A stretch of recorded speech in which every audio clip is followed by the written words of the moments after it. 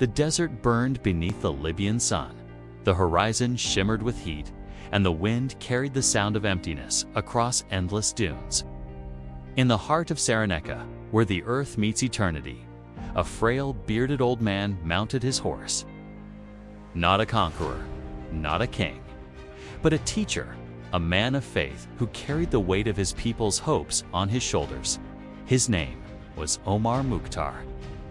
Born in the small village of Zawiat al-Janzir in 1862, he was raised among scholars of the Quran, learning not only the verses of God, but the meaning of courage, humility, and honor.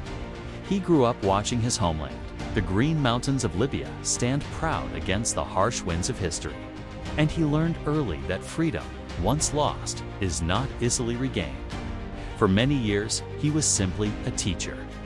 He taught children to read the Quran beneath the shade of olive trees, his voice calm, his heart at peace.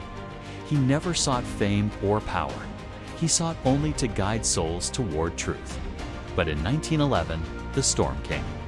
The Italian Empire, hungry for new lands and blinded by arrogance, set its eyes on Libya, calling it the fourth shore of their empire.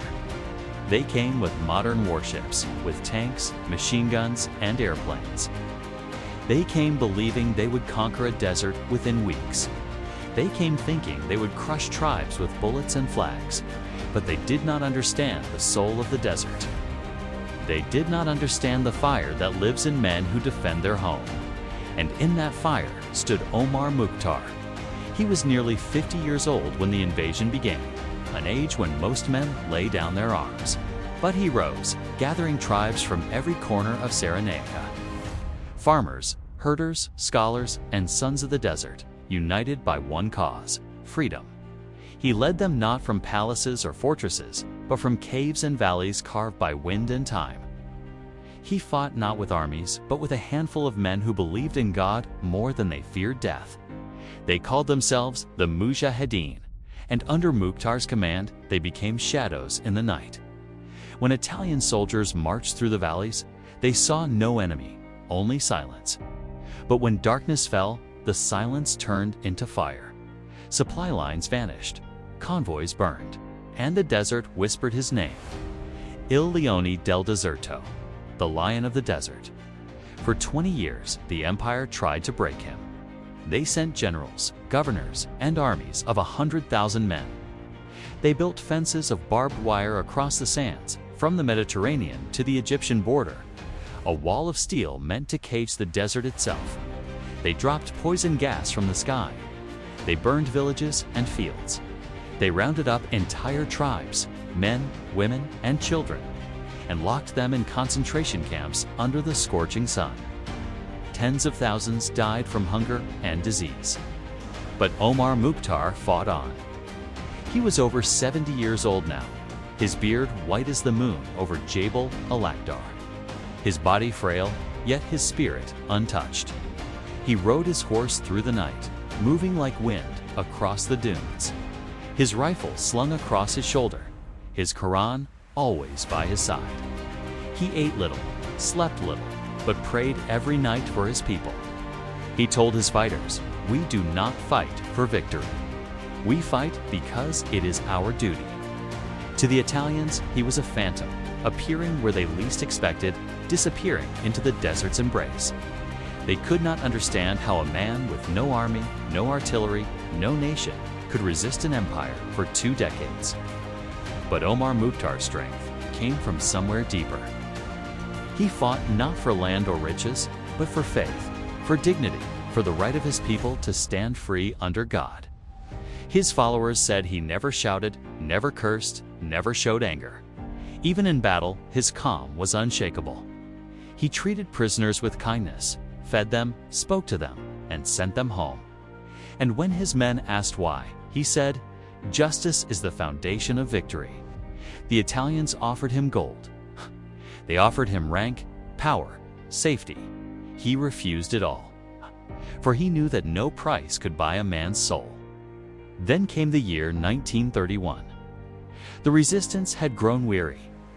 The camps were filled with starving families, and still Omar Mukhtar fought on. One night, During a skirmish near the village of Slanta, his horse stumbled in the darkness.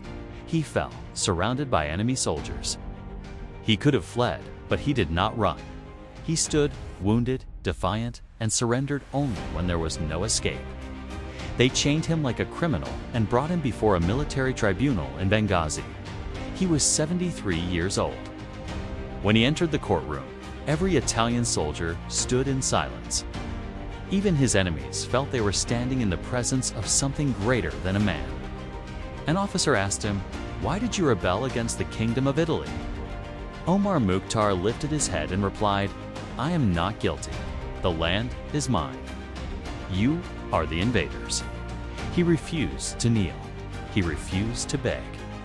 When they promised him freedom in exchange for surrender, he smiled and said, "I will not surrender to you. I serve a cause that will never die." His trial lasted 3 days. The verdict was death. On September 16, 1931, they led him to the gallows before 20,000 Libyan prisoners. The Italians wanted them to watch, to feel fear. But fear was not what they saw. They saw an old man walking with dignity, his steps steady, his eyes fixed on the sky. He recited the Shahada, "There is no God but Allah, and Muhammad is his messenger." The crowd wept, but Omar Mukhtar did not. He stood tall, unbroken. And as the rope tightened around his neck, he whispered one last prayer. When the platform fell, a nation rose. The Italians killed the man, but they could not kill his spirit. His death became the spark that lit the fire of generations. Years later, when Libya finally won its independence, they carried his portrait through the streets. Children learned his name before they learned the alphabet.